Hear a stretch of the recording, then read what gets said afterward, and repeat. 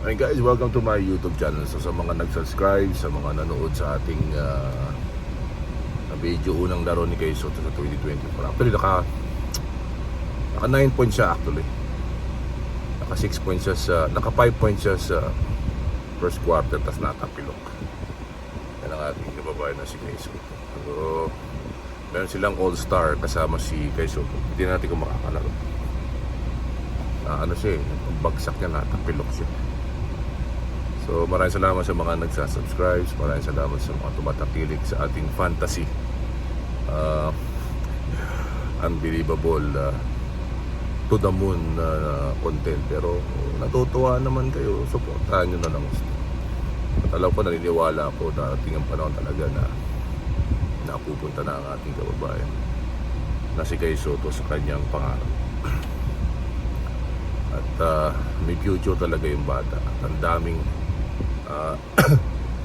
sumusuporta sa ating kababayan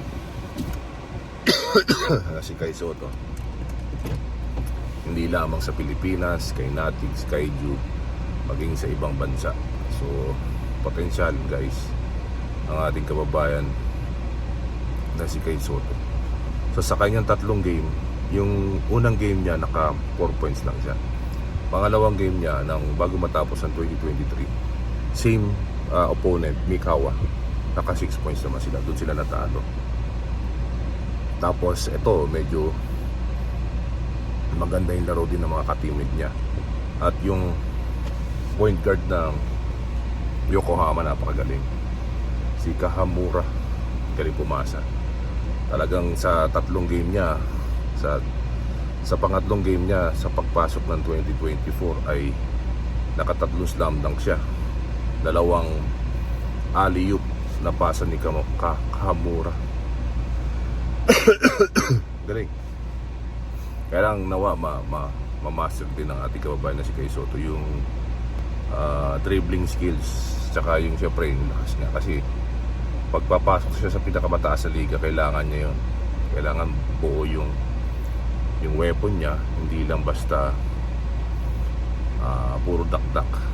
Marami pa rin naman talaga ang kulang sa ating kababayan kasi Kay Soto. Yun naman talaga yung totoo. Pero ano man ang mangyari, kung kuha na niya yung timplada, kailangan na lang ng resistensya. Pero ganun talaga.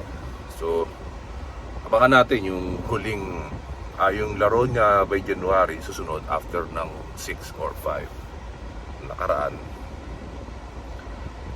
May schedule sila sa January 16. So abangan natin ang ating kababayan na si Kay Soto. Hindi lang si Kay Soto, maging ang mga OFW, professional basketball player. Hindi lang naman siya. Tapos ipag-pray din natin si Abando, kasi matindi yung pagkaka-injury niya, nasahod siya. Natingin ko naman doon, parang hindi naman nasadya, talagang ewan ko, pero matindi yung injury. And guys, please like, share, subscribe to our channel. Kung natutuwa kayo, i-share nyo lang, i-share. Kung kalokohan, i-share nyo sa mga kaibigan yung gusto ng kalokohan.